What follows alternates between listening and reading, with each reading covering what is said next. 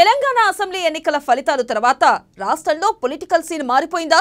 బలంగా ఉన్న బీఆర్ఎస్ ను కాదని కాంగ్రెస్ బీజేపీలు నువ్వా నేనా అంటూ తలపడబోతున్నాయా? నయా స్కెచ్లతో ఈ రెండు నేషనల్ పార్టీస్ దూసుకొస్తుండడం చూస్తే అది నిజమే అనిపిస్తుంది. గత 10 ఏళ్లుగా తెలంగాణలో గులాబీ గుబాలిస్తే ఇప్పుడు ఒక్కసారిగా సీన్ రివర్స్ అయింది. జాతీయ పార్టీలైన కాంగ్రెస్ బీజేపీలు బీఆర్ఎస్ ను సైడ్ చేసేసి బస్తీమే సవాల్ అనుకుంటున్నాయి. ఎంపీ ఎలక్షన్స్ లో ఇద్దరు అగ్రనేతల్ని ఈసారి రాష్ట్రం నుంచి బరిలో నిలిపేలా వ్యూహ రచన చేస్తున్నాయి. ఇంతకీ తెలంగాణ నుంచి బరిలోకి దిగబోతున్న బడా లీడర్లు ఎవరు? ఓసారి చూద్దాం.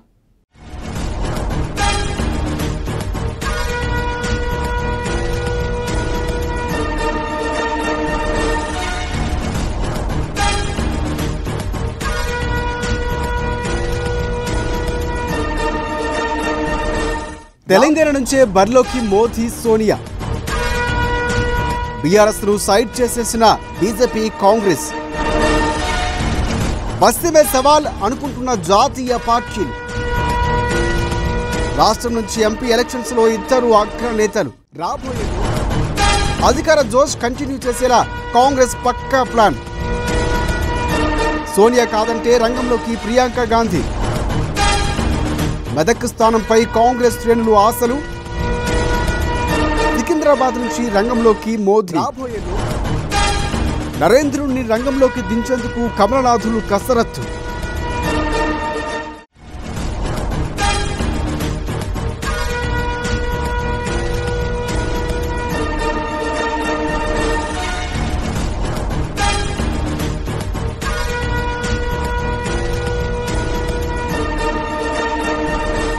రాబోయే లోక్సభ రణరంగానికి తెలంగాణ వేదిక కాబోతుందా?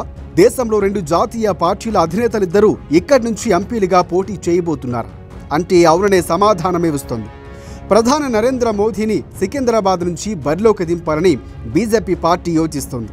మోదీని సికింద్రాబాద్ నుంచి పోటీ చేయించడానికి ఎప్పటి నుంచో ప్రయత్నాలు జరుగుతున్నాయి. కిందసారి ఆయన వారణాసి నుంచి పోటీ చేసి గెలిచారు. మోదీ సికింద్రాబాద్ నుంచి పోటీ చేస్తే భారీ మెజార్టీతో గెలిపించడమే కాక రాష్ట్రమంతా కూడా ఆయన పోటీ ప్రభావం ఉంటుందని స్థానిక బీజేపీ నేతలు ఎప్పటి నుంచో చెబుతున్నారు. కిందసారి మోదీ సికింద్రాబాద్ నుంచి పోటీ చేయాల్సి ఉంది. కానీ ఉత్తరప్రదేశ్లో పార్టీని మరింత బలోపేతం చేసే పనిలో భాగంగా ఆయన వారణాసి వెళ్లారు. ఈసారి మాత్రం మోదీని ఖచ్చితంగా సికింద్రాబాద్ నుంచి పోటీ చేయిస్తే ఆ ప్రభావంతో మరో 4 ఎంపీ సీట్లు తేలిగ్గా గెలవచ్చు అని స్థానిక బీజేపీ నేతలు అధిష్టానానికి చెబుతున్నారు. ఈ విషయంలో ఇప్పటికే ఇంటెలిజెన్స్ నివేదికలు కూడా తెప్పించుకున్నారని తెలుస్తోంది. ప్రస్తుతం సికింద్రాబాద్ ఎంపీ నియోజకవర్గానికి కేంద్ర మంత్రి కిషన్ రెడ్డి ప్రాతినిధ్యం వహిస్తున్నారు.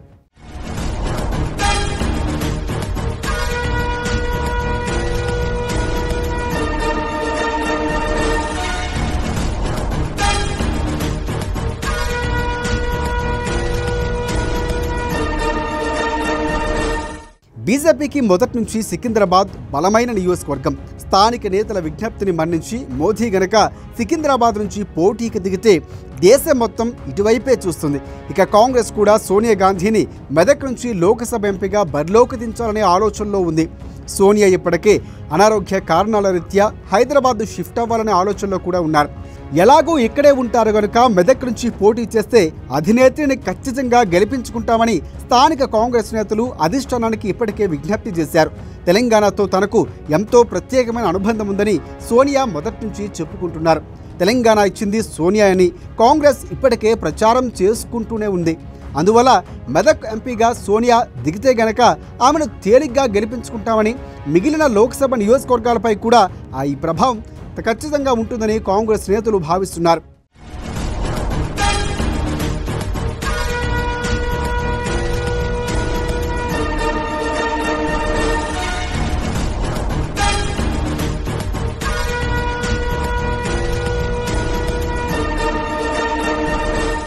గతంలో ఇందిరాగాంధీ కూడా మెదక్ నుంచి పోటీ చేసిన విషయాన్ని గుర్తు చేసుకుంటున్నారు కార్యకర్తలు.